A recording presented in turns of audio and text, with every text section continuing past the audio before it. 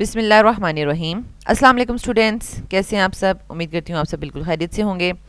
This is first year chemistry FBIC board exams preparation 2024। Students 2013 का second paper कर रहे थे हम, और सेक्शन बी को हमने डिटेल में डिस्कस कर लिया है। Now I will do section C.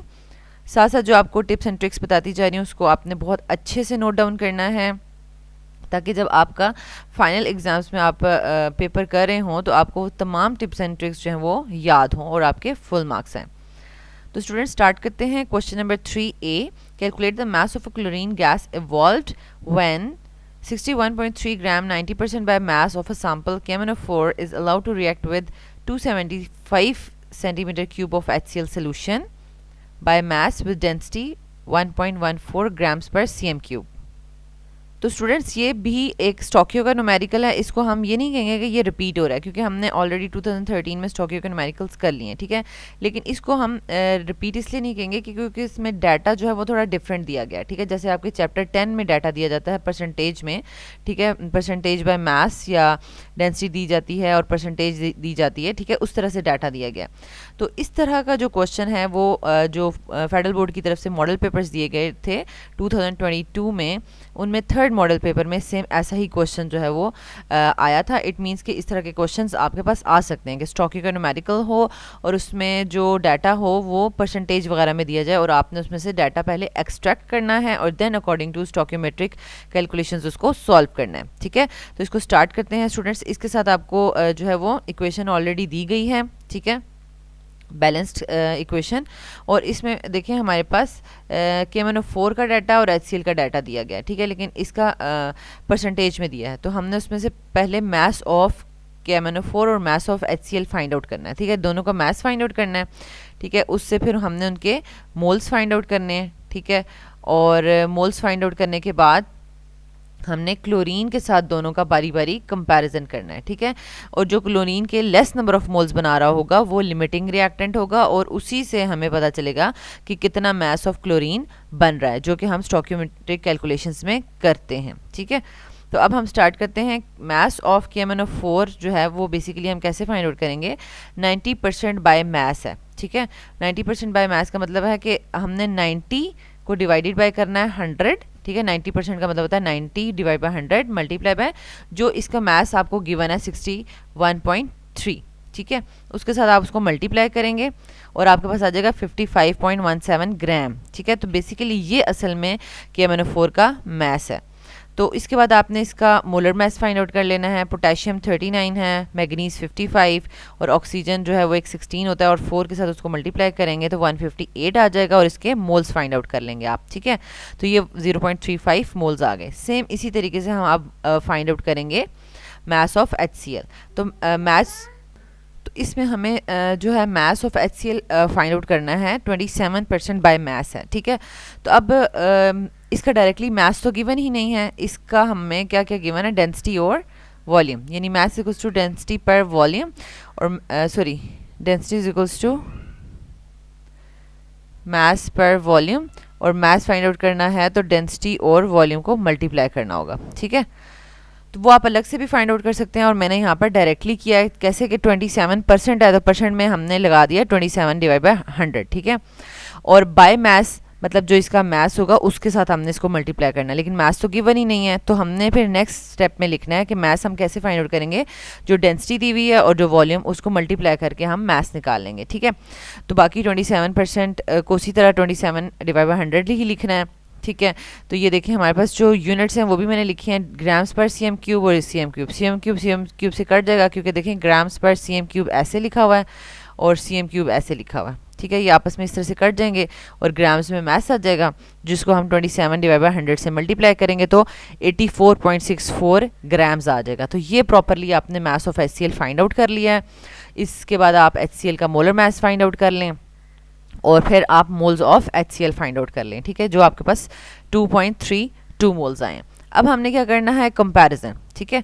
According to balanced chemical equation molar ratios are, अब हमने KMnO4 का भी कॉलम बना लिया क्लोरीन के साथ, ठीक है, और HCl का भी बना लिया क्लोरीन के साथ। अब बैलेंस्ड केमिकल इक्वेशन हमें क्या बता रही है कि KMnO4 के 2 मोल्स होंगे तो क्लोरीन के 5 मोल्स बनेंगे, ठीक है, 2:5 और HCl के जो है वो 16 मोल्स होंगे तो क्लोरीन के 5 बनेंगे। तो ये बात जो है हमें मोलर रेशियोज जो है वो कहाँ से पता चलती हैं, बैलेंस्ड केमिकल इक्वेशन से। तो ये हम यहाँ पर लिख लेंगे, ठीक है। और मैंने ये ऑलरेडी चैप्टर 1 में बहुत डिटेल से बताया हुआ है कि जब भी हम मोलर रेशियोज लिखते हैं और यहाँ पर कोई भी नंबर हो 1 के अलावा, ठीक है, 2 हो, 5 हो, 10 हो, 100 हो, जो भी हो, जितने भी मोल्स यहाँ पर गिवन हो, तो उसके बाद हमने 1 का खुद फाइंड करना होता है, ठीक है। 1 का दिया हुआ है तो ठीक है, इट्स ओके, लेकिन अगर 1 का नहीं दिया, उसके अलावा कोई भी नंबर है, उसका रेशियो बन रही है, तो हमने यहाँ पर अगर 1 नहीं है तो हमने 1 का फाइंड आउट करना होता है, ठीक है। तो उसमें क्या करना है हमने कि 1 नंबर ऑफ मोल अगर KMnO4 का होगा तो ये क्या होगा, 5 का 5 ही आ जाएगा, 2 जो है डिवाइड हो जाता है, इसका 1 का 5 फाइंड करेंगे तो इसका क्या होगा, 5 डिवाइड बाय 16 हो जाएगा। और फिर हमारे पास जो KMnO4 के मोल्स बने थे, ठीक है, उनका फाइंड आउट करना है, तो 5 डिवाइड बाय 2 इंटू और वो जो भी हमारे पास मोल्स थे वो यहाँ पर हम लिख देंगे, ठीक है। तो अब हम इसको प्रॉपरली यहाँ पर लिख देते हैं स्लाइड्स पे। 0.35 के लिए हम कैसे करेंगे, 5 डिवाइड बाय 2 और उनको 0.35 से मल्टीप्लाई करेंगे और इसको 5 डिवाइड 16 को 2.32 से मल्टीप्लाई करेंगे, ठीक है। और अब हमारे पास दोनों मोल्स आ गए हैं। अब कौन सा जो है वो हमारे पास रिएक्टेंट जो है less number of moles of chlorine बना रहा है, HCl, ठीक है, 0.725। तो ये लिमिटिंग रिएक्टेंट है। अब हमने एक लाइन लिखनी है, as HCl is producing less number of moles of chlorine so it is a limiting reactant, ठीक है। अब हमारे पास लिमिटिंग रिएक्टेंट के मोल्स आ गए हैं, ठीक है। लिमिटिंग रिएक्टेंट की वजह से हमारे पास मोल्स ऑफ प्रोडक्ट आ गए हैं, ठीक है। तो अब हमने उससे मास फाइंड आउट कर लेना है। Mass of chlorine produce is equals two moles into molar mass, moles जो आए थे हमारे पास यहाँ से, ठीक है, इनटू मोलर मास जो है वो क्लोरीन का कितना होता है, 71, ठीक है। तो ये हमारे पास 51.47 ग्राम्स आंसर आ गया, ठीक है। तो ये बिल्कुल इजी क्वेश्चन था, सिंपल। स्टार्ट में जो परसेंटेज दी हुई थी, जो भी मास था उसको हमने परसेंटेज से मल्टीप्लाई करना था, ओके। नेक्स्ट है हमारे पास क्वेश्चन नंबर 3 का B part, describe kinetic interpretation of absolute temperature by applying kinetic gas equation. Kinetic gas equation students आपको पता है, ऑलरेडी हम ये वाला क्वेश्चन कर चुके हैं, यानी 1/3 mNc² बार, ठीक है, PV। तो ये हमारे पास काइनेटिक गैस इक्वेशन है और इससे हमने प्रूव करना है kinetic energy is directly proportional to temperature, ठीक है। तो ये क्वेश्चन जो है वो रिपीट हो रहा है as it is.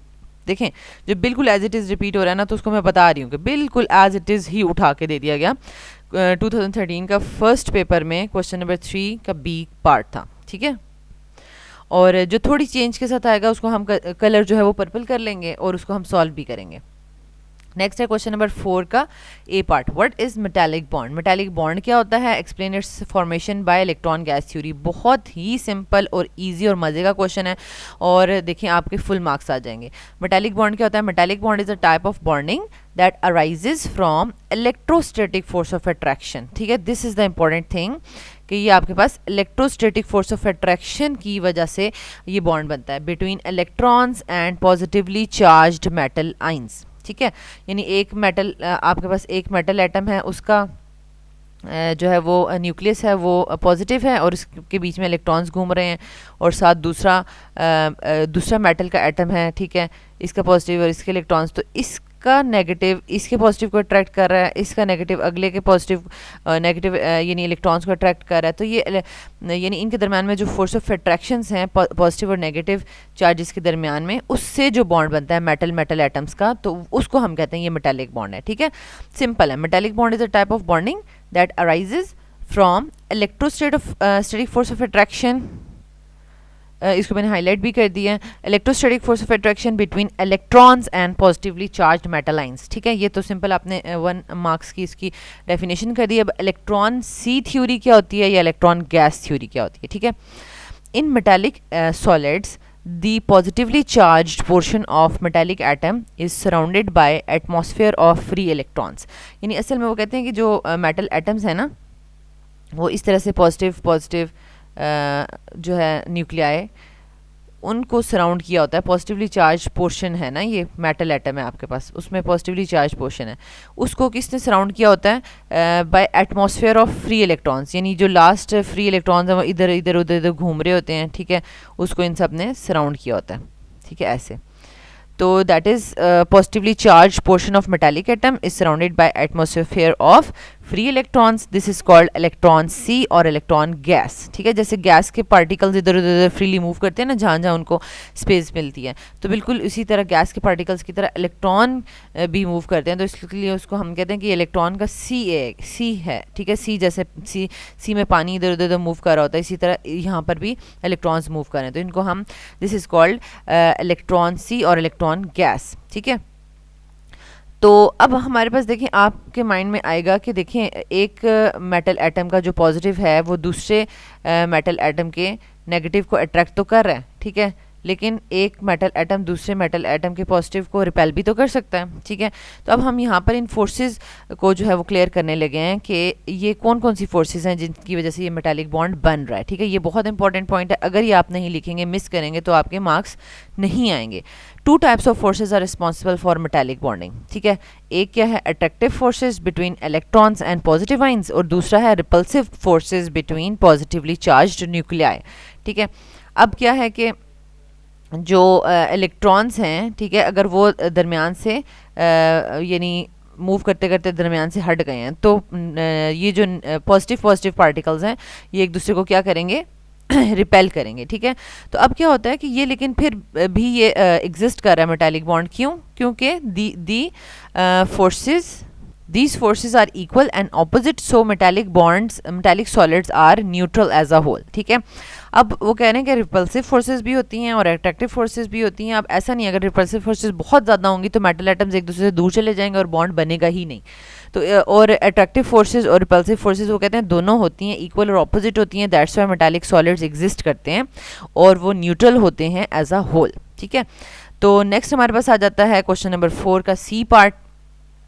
When copper is immersed in 1 molar copper sulfate solution, an equilibrium is set up between the metal atoms and the ions in the solution. Moreover, the electrode gets positive charge. Explain with reason. तो वो कहते हैं कि simple अगर हम एक, और ये KPK में से ये क्वेश्चन आया हुआ है, इस वजह से मैंने स्किप नहीं किया, मैं आपको इसको अंडरस्टैंड करवा रही हूँ। इतना मुश्किल सा नहीं है, अगर स्टूडेंट्स ने ना पढ़ा हो तो फिर तो वो नहीं अटैम्प्ट कर सकते, लेकिन वैसे अगर आपको बता रही हूँ और अगर इसी तरह का यही क्वेश्चन आ जाता है तो आप इसको अच्छे से अटैम्प्ट कर लेंगे, ठीक है।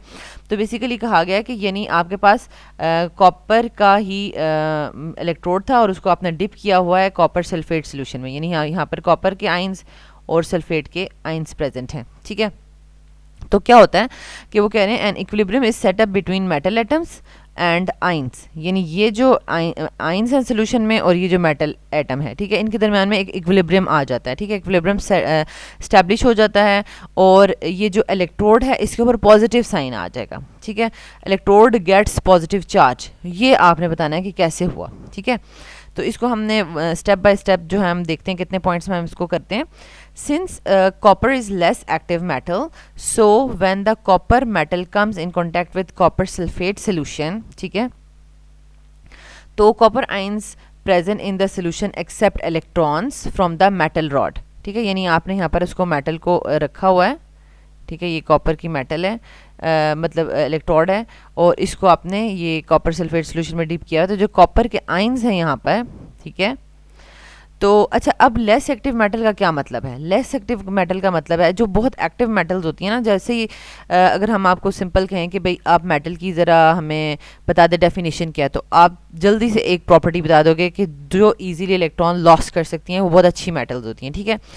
तो अब एक्टिव मेटल जो होगी, बहुत अच्छी एक्टिव मेटल होगी, वो बहुत ज़्यादा इलेक्ट्रॉन और इजीली इलेक्ट्रॉन लॉस कर देगी, ठीक है। तो अब जैसे कि हमने कहा कि कॉपर एक अच्छी एक्टिव मेटल नहीं है, वो इलेक्ट्रॉन लॉस नहीं करना चाहती, बल्कि उसके ऑपोजिट है, वो इलेक्ट्रॉन क्या करना चाहेगी, गेन करना चाहिए, तो गेन करना चाहेगी। तो यहाँ पर क्या है, कॉपर +2 जो है वो इलेक्ट्रॉन गेन करना चाहेगा, ठीक है।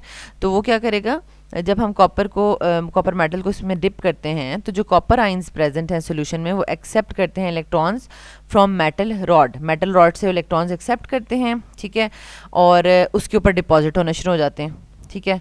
यानी इस मेटल रॉड से इलेक्ट्रॉन्स लेके और इसके ऊपर डिपॉजिट होना शुरू हो जाएंगे, ठीक है, सॉलिड में, क्योंकि वो इस तरह से कन्वर्ट हो जाएंगे ना, कॉपर +2 और वो इलेक्ट्रॉन्स लेंगे, ठीक है, और वो कॉपर सॉलिड में डिपॉजिट हो जाएंगे, ठीक है, मेटल रॉड के ऊपर।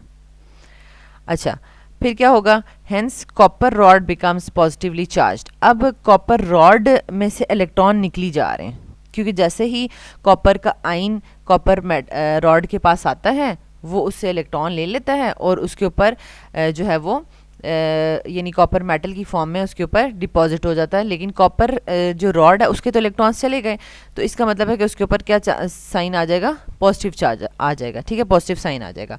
और पॉजिटिव साइन आने की वजह से जो सिस्टम में सल्फेट आइंस है नेगेटिवली चार्ज, वो उसको अट्रैक्ट होंगे उसकी तरफ और जाके अटैच हो जाएंगे। And negatively charge sulphate ions from the solution they will be attracted, ठीक है। Hence, copper rod becomes positively charged and attracts the negatively charged sulfate ions from the solution, और उनको भी अपनी तरफ वो attract कर लेगी, ठीक है। The buildup of such a charge gives rise to a counter force that tries to prevent electrons from leaving। अब क्या होता है कि जैसे जैसे ये कॉपर आइंस आ रहे हैं, सल्फेट आइंस आ रहे हैं, तो एक ऑपोजिट फोर्स भी डेवलप हो जाती है कि जो उनको, जैसे हम कहते हैं ना कि एक फॉरवर्ड रिएक्शन हो रहा है और एक रिवर्स रिएक्शन हो रहा है, ठीक है, तो एक काउंटर फोर्स डेवलप हो जाती है कि जो कि इन जो रॉड में से इलेक्ट्रॉन्स जा रहे हैं उनको रोक रही होती है, ठीक है, that tries to prevent the electrons from leaving, ठीक है। और उसके बाद फिर क्या हो जाएगा, eventually an equilibrium is reached and no more electrons leave the cathode, और कैथोड में से मजीद इलेक्ट्रॉन्स जो हैं वो लीव नहीं करते।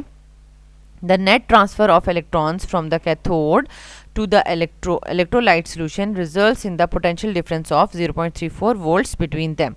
और अब ये जो हमारे पास इक्विलिब्रियम स्टैब्लिश हो जाता है, तो इसमें जो पोटेंशियल डिफरेंस बन रहा है वो 0.34 वोल्ट्स का पोटेंशियल डिफरेंस क्रिएट हो जाता है, ठीक है। और this reaction is referred as reduction reaction, और ये रिडक्शन रिएक्शन जो है वो रेफर हो जाएगा यहाँ पर।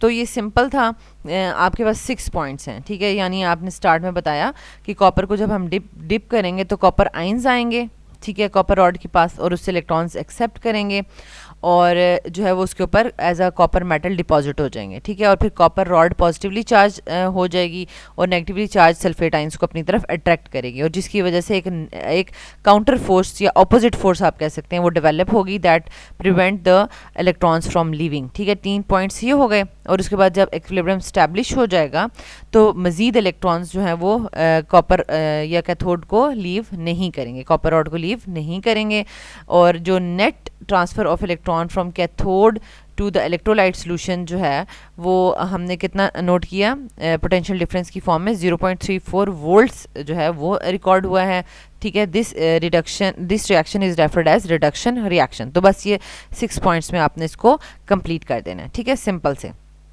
नेक्स्ट हमारे पास आ जाता है क्वेश्चन नंबर 5 का ए पार्ट, और उसमें हमारे पास क्या है, Moseley studied X-ray spectrum of various elements, और उसमें आपने क्या करना है, what are the conclusions drawn by Moseley from the detailed analysis of spectrum, यानी आपने उसका कंक्लूजन बताना है, उसका पूरा एक्सपेरिमेंट नहीं बताना कि उसने क्या क्या किया, ठीक है। अच्छा, और what is the origin of X rays, ये अलग से पूछा है कि एक्सरेज बेसिकली ओरिजिनेट होती कैसे हैं, क्या प्रोसेस है, ठीक है।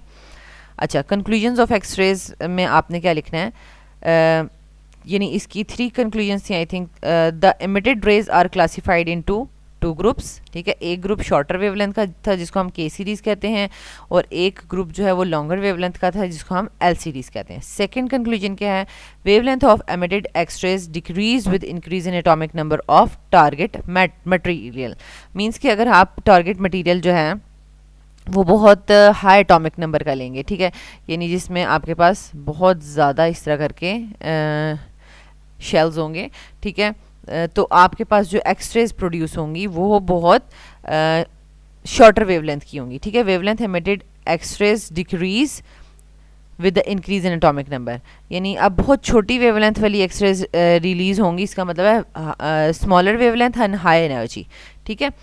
तो उसके बाद क्या होता है हमारे पास, next third, the relationship between the frequency of a particular line in X-rays and atomic number of the element is given by, अब हमारे पास जो फ्रीक्वेंसी है, ठीक है, उसका एक रिलेशनशिप डिराइव किया गया है, ठीक है, यानी एक्स-रेज की जो फ्रीक्वेंसी है और एटॉमिक नंबर के दरमियान, ठीक है, atomic number Z of the जो भी एलिमेंट हम या मेटल यूज़ करेंगे उसके दरमियान में, ठीक है। तो वो इक्वेशन क्या है हमारे पास, square root of frequency is equals to a Z minus b. तो ये आपने क्वेश्चन प्रॉपर लिखनी है, ये गलत नहीं होनी चाहिए। This is called Moseley's law and इसको हम कैसे एक्सप्लेन करेंगे। This law states that the frequency of a spectral line in an X-ray spectrum, यानी ये वाली जो फ्रीक्वेंसी है, varies as the square of the atomic number and element emitting it. अब यहाँ पर आपको एटॉमिक नंबर का स्क्वायर तो नज़र ही नहीं आ रहा, लेकिन हम डेफिनेशन में क्या कह रहे हैं, तो बेसिकली ये जो इसका स्क्वायर रूट है ना, अगर आप इसके दोनों तरफ ऐसे करके स्क्वायर ले लें तो ये इसके साथ कट जाएगा और फ्रीक्वेंसी जो है वो अब किसके हो जाएगी। अब पूरा इसका स्क्वायर करके आप फाइंड आउट करेंगे तो बाकी जो भी इसके आएंगे, ए के ऊपर स्क्वायर आएगा या बी को किस तरह से हम ओपन करेंगे, लेकिन जी के ऊपर स्क्वायर आ जाएगा। ठीक है, बाकी भी आप इसको फाइंड कर सकते हैं कैसे ये क्वेश्चन सॉल्व होगी, लेकिन हमें इतनी डिटेल में जाने की ज़रूरत नहीं है। हमें सिंपल ये पता है कि अगर जैसे कि यहाँ पर स्क्वायर रूट और फ्रीक्वेंसी का स्क्वायर रूट ऑफ फ्रीक्वेंसी और एटॉमिक नंबर का ये रिलेशनशिप था, ठीक है, ऐसे था दिस एंड जेड। लेकिन अगर हम स्क्वायर रूट को हटाएं और सिंपल फ्रीक्वेंसी का और एटॉमिक नंबर का करें तो एटॉमिक नंबर के ऊपर स्क्वायर आ जाता है। ठीक है, तो इसको आप इस तरह से डिफाइन करेंगे, the frequency of a spectral line in an X ray spectrum varies as the square of the atomic number and of an element emitting it. तो ये यहाँ पर हमारे पास 3 कंक्लूजन्स थे मॉज़लेस रिसर्च के, और सेकंड इसका जो पार्ट था वो ओरिजिन ऑफ एक्सरेज था। तो एक्सरेज कैसे होती हैं, ओरिजिनेट होती हैं, तो यहाँ पर आपको सिंपली मैं बता दूँ कि मतलब ये आपके पास न्यूक्लियस है और ये आपके पास डिफरेंट शेल्स हैं, और जब आप इलेक्ट्रॉन्स को, बीम ऑफ इलेक्ट्रॉन को स्ट्राइक करेंगे किसी भी टारगेटेड एनोड के ऊपर, ठीक है, तो आपके टारगेट मेटल के ऊपर, तो ये इनर इलेक्ट्रॉन को एजिक्ट करेगी। ठीक है, इनर इलेक्ट्रॉन को ऐसे करके निकाल देगी, तो यहाँ पर क्या क्रिएट हो जाएगा, होल क्रिएट हो जाएगा। ठीक है, और इलेक्ट्रॉनिक कन्फिग्रेशन डिस्टर्ब हो जाएगी, तो हायर एनर्जी से इलेक्ट्रॉन्स जो हैं वो लोअर एनर्जी में मूव करेंगे, और हायर से जब इलेक्ट्रॉन लोअर में आते हैं तो वो एनर्जी इमिट करते हैं, तो वो in the form of X rays होगी। फिर अब जब ये वाला electron second electron first shell में आएगा तो यहाँ पर होल क्रिएट हो जाएगा। फिर थर्ड शेल में जो इलेक्ट्रॉन है वो जो है वो जंप करेगा सेकंड में उस होल को फिल करने के लिए, और एक्स्ट्रा एनर्जी को जो है वो in the form of X rays जो है वो रिलीज़ करेगा। तो ये सारा का सारा प्रोसेस है जिसको हम थ्योरी की फॉर्म में यहाँ पर लिखेंगे। When an electron in the cathode ray hits a metal atom in the target, it can knock out an electron from the inner shell of the atom, ठीक है, if it has sufficient energy। देखें, अगर उस electron beam के पास अगर sufficient energy नहीं है तो वो इलेक्ट्रॉन इजेक्ट नहीं कर सकता, तो इसके पास sufficient energy होनी चाहिए। ठीक है, this produces a metal ion with an electron missing from an inner orbital। ठीक है, मेटल जो है वो आयन में कन्वर्ट हो जाता है क्योंकि इलेक्ट्रॉन निकल गया है, और the electronic configuration is unstable and an electron from an orbital of higher energy drops into the half-filled orbital and a photon is emitted. This photon corresponds to electromagnetic radiations in the X-rays region। अब जो photon हमें receive हो रहा है तो जब हम उसको देखते हैं कि उसकी एनर्जी फ्रीक्वेंसी कितनी है, तो वो इलेक्ट्रोमैग्नेटिक रेडिएशन जो स्पेक्ट्रम है उसमें एक्स-रेज रीजन में वो लाई करता है, तो इस वजह से हम उनको कहते हैं कि ये एक्स-रेज हैं। ठीक है, in this way X rays originate. तो बेसिकली जब ये स्टार्ट में ओरिजिनेट हुई तो इनका कोई नाम नहीं था। ठीक है, अननोन की वजह से हम कहते हैं कि ये बिल्कुल एक नई किस्म की रेडिएशंस इमिट हुई हैं जिनको हम जो है वो एक्स-रे, जैसे हम कहते हैं ना, सपोज हमें किसी चीज़ का नाम नहीं आ रहा तो ये हम सपोज कर रहे होते हैं किसी चीज़ को, हम उसको एक्स के इक्वल ले लेते हैं, तो इस वजह से इनका नाम जो है वो एक्स-रेज रखा गया था। नेक्स्ट क्वेश्चन है हमारे पास क्वेश्चन नंबर 5 का B part. What is lattice energy, explain the factors affecting the lattice energy. बहुत ही इंपॉर्टेंट और बहुत ही इजी क्वेश्चन है। ठीक है, और इसको बहुत अच्छे से अटैम्प्ट करना है। 2 इसकी डेफिनेशंस हैं।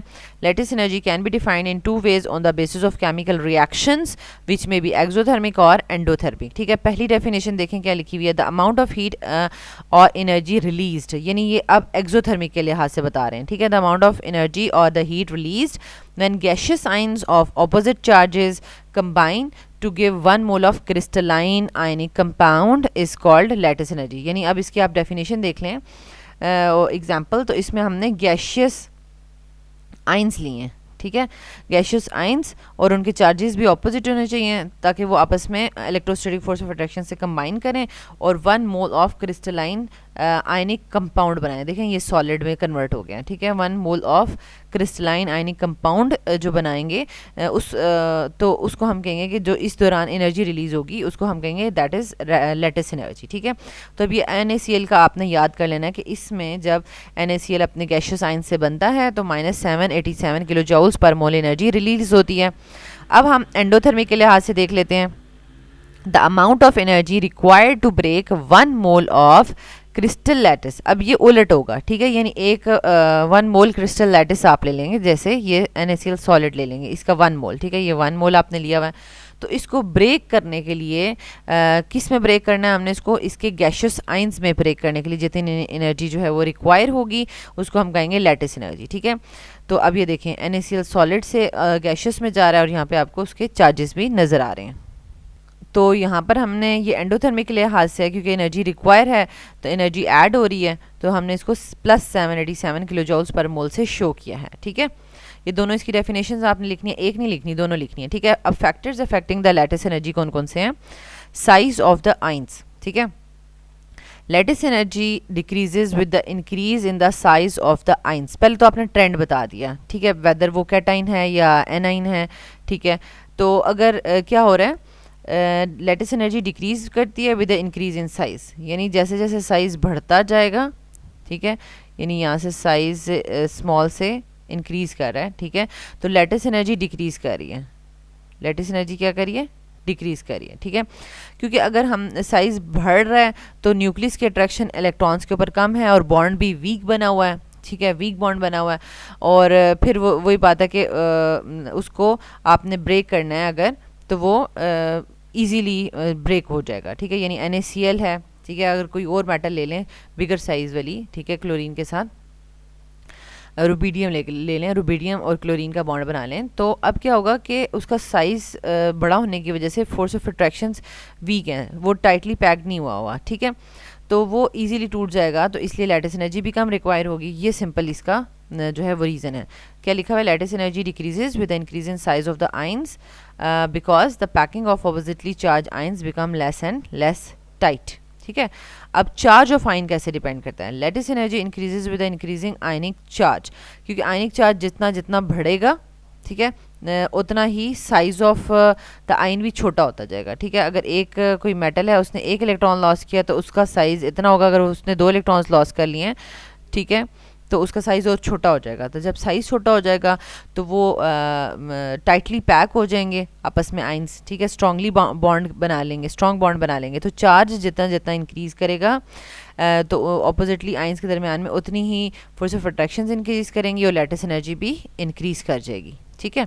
तो अब हम इसको कैसे लिखेंगे, lattice energy increases with increasing ionic charge because oppositely charged ions become strongly packed, ठीक है, जितना छोटा हो जाएगा उनका साइज, क्योंकि चार्ज बढ़ने की वजह से आइन का साइज छोटा हो जाएगा, ठीक है, और वो स्ट्रांगली पैक्ड हो जाएंगे, जिसकी वजह से लैटिस एनर्जी इंक्रीज कर जाएगी। एंड लास्ट ये 2 फैक्टर्स थे आपके पास, ठीक है। अब इससे आपके पास कॉन्सेप्चुअल क्वेश्चन भी आ सकता है, हो सकता है कि आपको जब ये लैटिस एनर्जी बढ़ा दी गई है और साइज ऑफ द आइन और चार्ज ऑफ द आइन का भी इफेक्ट बढ़ा दिया गया है, तो अब आपको जो दे दिया जाए, फॉर एग्जांपल यानी NaCl और सोडियम पोटेशियम रुबीडियम क्लोराइड, ठीक है। अब कहा जा सकता है कि इन दोनों आयनिक कंपाउंड्स में किसकी लैटिस एनर्जी ज़्यादा होगी और क्यों होगी, ठीक है, किसकी लैटिस एनर्जी ज़्यादा होगी क्यों होगी। तो हम कहेंगे कि इसमें एनाइन तो दोनों में कॉमन है, और हम जो है वो किसका इफेक्ट देखेंगे, कैटाइन का इफेक्ट देखेंगे। कैटाइन का साइज़ जो है वो सोडियम का स्मॉलर है, इसलिए साइज़ स्मॉल है, और चार्ज भी दोनों का सेम है, सोडियम के ऊपर भी +1 चार्ज है और रुबीडियम पे भी +1 चार्ज है, इसलिए हम चार्ज ऑफ आइन वाले जो फैक्टर है उसको डिस्कस नहीं करेंगे, हम साइज़ वाले को डिस्कस करेंगे, ठीक है। कि सोडियम का जो साइज़ सोडियम का साइज़ स्मॉलर है और इसकी लैटिस एनर्जी ग्रेटर होगी एज़ कम्पेयर टू रुबीडियम, क्योंकि वो टाइटली पैक्ड होगा विद क्लोरीन आइन, ठीक है, क्लोराइड आइन। तो इस तरह से आपके पास जो है कॉन्सेप्चुअल क्वेश्चन दिए जा सकते हैं। लास्ट में आपके पास आ जाता है क्वेश्चन नंबर 5 का B part, draw fully labelled Born-Haber cycle for the formation of KBr। ठीक है, तो इसमें आपके पास है lattice energy can not be determine directly, however it can be determine indirectly by means of Born-Haber cycle, और the formation reaction can be considered as taking place in several steps. एक तो डायरेक्ट फॉर्मेशन हो रही होती है ना, तो उसके अलावा हम कहते हैं कि ये जो फॉर्मेशन हो रही है ये डिफरेंट स्टेप्स के थ्रू भी हो सकती है। ठीक है, और उनमें से एक स्टेप जो है वो लैटिस एनर्जी का भी स्टेप होगा। ठीक है, one of which is the formation of lattice and this complete sequence of reaction is called born-Haber cycle.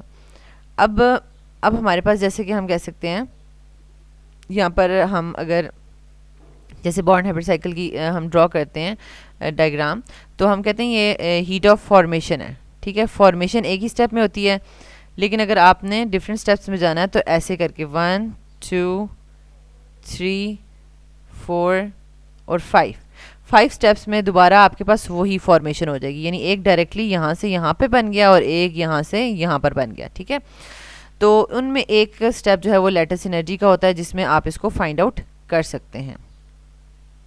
इसके लिए सबसे पहले आपको इसके सारे स्टेप्स लिखने हैं। ठीक है, यानी KBr का लिखना है, तो सबसे पहले पोटेशियम सॉलिड में था तो वो गैशियस में जाएगा, तो ये हीट ऑफ सब्लिमेशन होगी। अभी हमें हीट्स नहीं पता, तो हम सिंपल हीट ऑफ सब्लिमेशन को पॉजिटिव लिखेंगे, क्योंकि जब हम सॉलिड से गैशियस में लेके जाते हैं तो हीट ऐड होती है। ठीक है, तो आपने सिर्फ पॉजिटिव का साइन लिखना है। ठीक है, वैल्यूज़ याद करने की ज़रूरत नहीं है। फिर हमारे पास गैशियस में आ गया तो हमने उसको आइंस में कन्वर्ट करना है। ठीक है, एक इलेक्ट्रॉन लॉस होगा, देखें ये गैशियस से गैशियस में जा रहा है, एक इलेक्ट्रॉन लॉस हो रहा है, तो आयनाइजेशन एनर्जी हम इसको लिखेंगे, और ये भी इसमें भी एनर्जी रिक्वायर होती है, ये भी पॉजिटिव होगा। नेक्स्ट हमारे पास, यानी अब हमारे पास पोटेशियम जो है वो अपनी फॉर्म में आ चुका है। अब हम ब्रोमीन को लेंगे। ठीक है, वो मॉलिक्यूलर फॉर्म में है, उसको एटॉमिक फॉर्म में लेके जाएंगे। देखें दोनों गैशियस में ही हैं, लेकिन यहाँ पर मॉलिक्यूलर फॉर्म से एटॉमिक फॉर्म में जाएगा, तो हम इसको हीट ऑफ एटमाइजेशन कहेंगे, और ये भी पॉजिटिव है, क्योंकि एटम्स को ब्रेक करने के लिए एनर्जी चाहिए होती है। अब ये हमारे पास मॉलिक्यूलर से गैशियस फॉर्म में आ गया है। नेक्स्ट हमने क्या करना है, इसका जो है वो आयनिक फॉर्म में इसको लेके जाना है। ठीक है, तो ब्रोमीन जो है वो उसका एक 7th ग्रुप में है, और ये एक इलेक्ट्रॉन गेन करेगा और ये ब्रोमाइड आयन में कन्वर्ट हो जाएगा। ठीक है, साथ आपने ये जो देखें गैशियस सॉलिड ये सारा हम स्टेट्स लिख रहे हैं, आपने मस्ट लिखने हैं, क्योंकि चैप्टर 11 में आपने जो भी इक्वेशन लिखनी है उसकी फिजिकल स्टेट्स आप मेंशन ज़रूर करेंगे। ठीक है, क्योंकि ये एंथैल्पी वाले जो रिएक्शंस हैं वो स्टेट्स पे डिपेंड कर रहे हैं। ठीक है, तो उसमें आप नहीं लिखेंगे तो उसमें आपके मार्क्स जो है वो डिडक्ट हो जाएंगे। अब इसमें क्या होता है, ये इलेक्ट्रॉन एफिनिटी होती है, यानी जिसमें हमने इलेक्ट्रॉन को ऐड करना होता है। जैसे ये ब्रोमीन का एटम है, हमने इन्फिनिटी से एक इलेक्ट्रॉन लेके इसमें ऐड करना है, तो जैसे जैसे हम इलेक्ट्रॉन को इसके करीब लेकर आ रहे होते हैं तो एनर्जी जो है वो रिलीज़ हो रही होती है। ठीक है, तो एनर्जी रिलीज़ हो रही है तो उसको हम नेगेटिव साइन से शो करेंगे, इलेक्ट्रॉन एफिनिटी इज़ नेगेटिव। ठीक है, लास्ट में जो है हमारे पास ये जो पोटेशियम आइन और ब्रोमाइड आइन जो है वो हमारे पास आ गए हैं। इन दोनों को हमने कंबाइन करके और सॉलिड बनाना है, और वो लैटिस एनर्जी का स्टेप हो जाएगा। ठीक है, KBr सॉलिड में कन्वर्ट हो गया, दैट इज़ लैटिस एनर्जी। तो इसको हम फाइंड आउट कर सकते हैं अगर हमारे पास ये सारी की सारी एनर्जीज गिवन हों। तो ये आपने जर्नल इक्वेशन लिखना सीख लिया है, और साथ आपने ये मस्ट लिखने हैं। ठीक है, साथ ये पॉजिटिव कौन सी हीट पॉजिटिव होती है, कौन सी नेगेटिव होती है, ये ज़रूर लिखना है। ठीक है, तो इसी तरीके से जैसे सोडियम का आ जाए तो आप सोडियम का लिख लें, पोटेशियम का आ जाए पोटेशियम का लिख लें, किसी का भी, तो आप यही प्रोसेस जो है फॉलो करेंगे। तो ये बॉर्न-हैबर साइकिल जो है ड्रॉ हो गया है। सबसे पहले यहाँ पर देखें, आपने इसको ये यहाँ से लाइन स्टार्ट करनी है। ठीक है, यहाँ से लाइन स्टार्ट करनी है। आपने सिंपल पहले पोटेशियम सॉलिड में, मेटल था ना, सॉलिड में ले लिया, और ब्रोमीन जो है वो मॉलिक्यूलर फॉर्म में ले लिया। ठीक है, अच्छा, फिर आपने क्या किया, कि पोटेशियम जो है वो जा रहा है गैशियस में से, इसके ऊपर काम हो रहा है। ठीक है, तो एनर्जी जो है वो एनर्जी ऑफ सब्लिमेशन हो रही है। फिर पोटेशियम जो है उसकी आयनाइजेशन हो रही है। ठीक है, वो आपने आयनाइजेशन शो कर दी, साथ ही आप वैसे लिखते जाएंगे। ठीक है, वैसे लिखते जाएंगे। फिर पोटेशियम जो है वो एक इलेक्ट्रॉन, मतलब ये अब इसने इलेक्ट्रॉन लॉस कर दिया ना, अब इस पर काम नहीं हो रहा। ठीक है, अब ब्रोमीन पे काम होगा। 2 स्टेप्स के बाद किस पे काम होगा, ब्रोमीन पे काम होगा। ये मॉलिक्यूलर से एटॉमिक फॉर्म में जाएगा। ठीक है, तो आपने हीट ऑफ एटमाइजेशन यहाँ पर साथ शो कर दी। ठीक है, अब यहाँ पर जाकर यहाँ पर जाकर अब पोटेशियम तो अपनी फॉर्म में आ गया है, ब्रोमीन ने ये इलेक्ट्रॉन एब्जॉर्ब करना है, तो ये इलेक्ट्रॉन एफिनिटी होगी और जिसमें एनर्जी रिलीज होगी। तो अब हमारा एरो जो है वो डाउनवर्ड है, देखें ये यहाँ पर एरो डाउनवर्ड है। पहले हम ऊपर ऊपर की तरफ जा रहे थे, हीट इंक्रीज कर रही थी, ठीक है। अब हम नीचे की तरफ आ रहे हैं, तो यहाँ से इस लाइन के साथ हमने इस तरह से एक लाइन ड्रॉ करनी है कि heat of enthalpy, energy of atomization, sorry energy of electron affinity की जो वैल्यू है वो नीचे की तरफ है, ठीक है। और ये इलेक्ट्रॉन एफिनिटी में ब्रोमीन एटम ने एक इलेक्ट्रॉन गेन करके ब्रोमाइड आयन में कन्वर्ट हो गया और पोटेशियम तो पॉजिटिव फॉर्म में था ही था। अब ये दोनों गैशियस आयंस जो हैं आपस में कंबाइन करेंगे और आयनिक क्रिस्टलाइन कंपाउंड बनाएंगे, ठीक है। और ये जो एनर्जी है ये लैटिस एनर्जी है, ठीक है, डेल्टा एच एल, ठीक है। लैटिस एनर्जी भी लिख सकते हैं, एल भी लिख सकते हैं। तो ये नेगेटिव में है, ठीक है। इसमें एनर्जी जो है वो रिलीज़ हो रही है, ये देखें यहाँ से यहाँ तक। तो इसको आपने थोड़ा सा प्रैक्टिस करना है, आपने इसको प्रॉपर्ली इसी तरह ड्रॉ करना है। ये एनर्जी की लाइन ज़रूर आपने एनर्जी ग्रेडियंट की शो करनी है कि एनर्जी ऊपर की तरफ जा रहे हैं तो हाई होती जा रही है, ठीक है। तो ये प्रॉपर सारा मेथड था जिस तरह से आपने इसको ड्रॉ करना है। NaCl का आ जाए इसी तरह ड्रॉ कर लें, अब KCl का आ जाए तो आप इसी तरह ड्रॉ कर लें, के को इसी तरह लिखना है और जहाँ पे ब्रोमीन लिखा हुआ है वहाँ पे आपने Cl लिख देना है, ठीक है। तो इसमें हमने 2013 का जो सेकंड पेपर है वो हमने डिटेल में सारा का सारा डिस्कस कर लिया है। जो questions as it is repeat हुए हैं वो भी मैंने आपको बता दिए हैं, जो थोड़े चेंज के साथ आए हैं वो भी हमने फुली डिस्कस कर लिए। अब आपने क्या करना है, PDF नोट्स को डाउनलोड करना है और उनको प्रिंट आउट करके और उनको आपने मेमोराइज करना है और न्यूमेरिकल्स की प्रैक्टिस करनी है। Okay, thank you so much students for watching this video.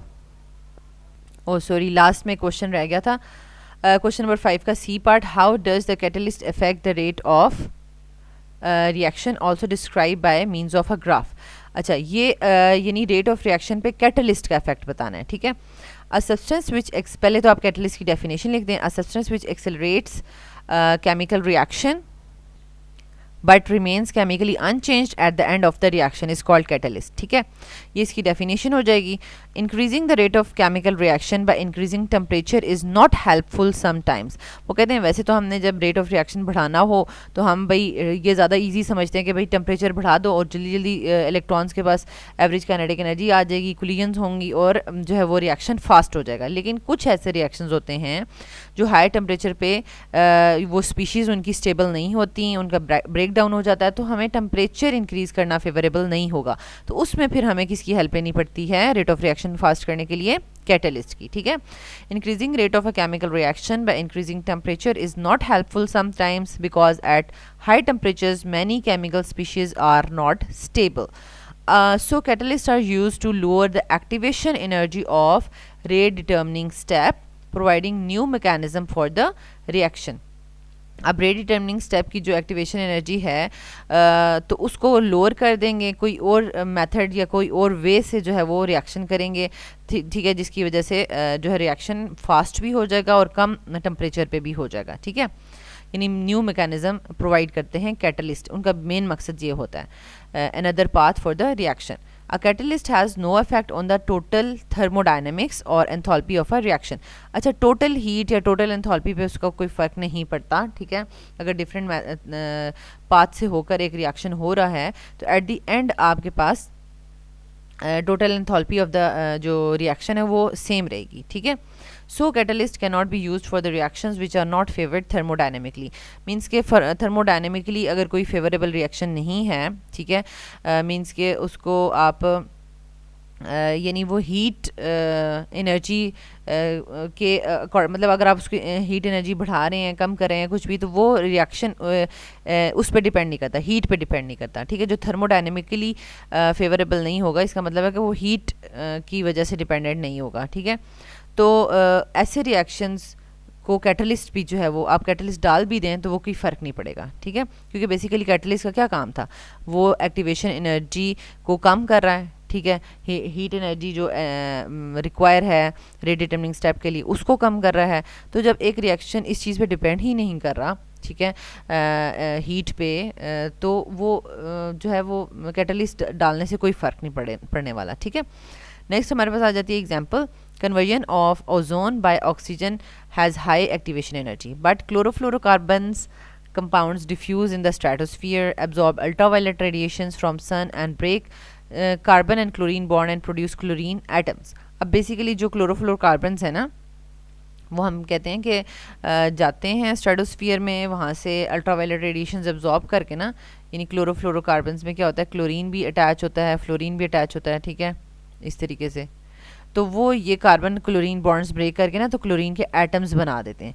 अब ये क्लोरीन के atoms as a catalyst act करेंगे और ओजोन की जो है वो ओजोन का जो रिएक्शन है ऑक्सीजन के साथ, इसको कैटलाइज करेंगे और बहुत ही कम एनर्जी ऑफ एक्टिवेशन जो है वो रिक्वायर होगी। So chlorine atoms act as a catalyst and convert ozone with less activation energy mechanism. अब यहाँ पर आप देख सकते हैं विदाउट कैटलिस्ट आपने लिखना है कि हमें 17.1 किलो जॉल पर मोल एनर्जी चाहिए। ओजोन और एक ऑक्सीजन मिलके दो ऑक्सीजन मॉलिक्यूल्स बना लेते हैं, ठीक है। लेकिन विद कैटलिस्ट क्या होगा, पहले ओजोन क्लोरीन के साथ रिएक्ट करेगा, ठीक है, और ये क्या बनाएगा, ऑक्सीजन और ClO इंटरमीडिएट है, ठीक है। ये नेक्स्ट स्टेप में दोबारा यूटिलाइज हो जाएगा और एटॉमिक ऑक्सीजन के साथ मिलेगा और ऑक्सीजन मॉलिक्यूल और दोबारा से क्लोरीन को जनरेट कर देगा। अब क्लोरीन देखें पहले स्टेप में जो है वो यूज़ हो रहा था, एंड में प्रोड्यूस हो गया, इसका मतलब ये एज अ कैटलिस्ट एक्ट कर रहा है। और ClO पहले में प्रोड्यूस होगा और दूसरे में यूज़ होगा, ये इंटरमीडिएट है। देखें आपको कैटलिस्ट और इंटरमीडिएट का फ़र्क पता होना चाहिए कि इंटरमीडिएट पहले स्टेप में प्रोड्यूस होता है और दूसरे स्टेप में यूटिलाइज होता है और ख़त्म हो जाता है, वो हमें नज़र ही नहीं आता, ठीक है। लेकिन कैटलिस्ट स्टार्ट में भी होता है और एंड पे भी होता है। स्टार्ट में होता है, यूज़ हो गया, और एंड में दोबारा से प्रोड्यूस भी हो जाता है, ठीक है। तो जब नेट इक्वेशन लिखेंगे तो आपके पास ये देखें दोनों स्टेप्स की एनर्जी 2.1 और 0.4 मिलके 2.5 किलो जॉल्स पर मोल हो गई, जो कि 17 से कितनी ही कम है, ठीक है। तो कैटलिस्ट ने जो है ओजोन की डिप्लीशन को जो है वो एक्सेलरेट कर दिया और बढ़ा दिया, ठीक है। इसको अब आपने ग्राफ की फॉर्म में भी शो करना है इस तरीके से, ठीक है। यानी ये जो रिएक्शन है येलो ऑरेंज कलर में, ये एक्टिवेशन एनर्जी विद कैटलिस्ट है, और ये जो आपको ब्लू कलर में नज़र आ रही है विदाउट कैटलिस्ट एक्टिवेशन एनर्जी है, ठीक है। तो स्टूडेंट्स यहाँ पर अब हमारा सेक्शन सी कंप्लीट हो गया है। Thank you so much students for watching this video. अल्लाह ताला आपको बहुत आसानियाँ अता फरमाएँ और आसानियाँ तकसीम करने का शर्फ अता फरमाएँ। आमीन।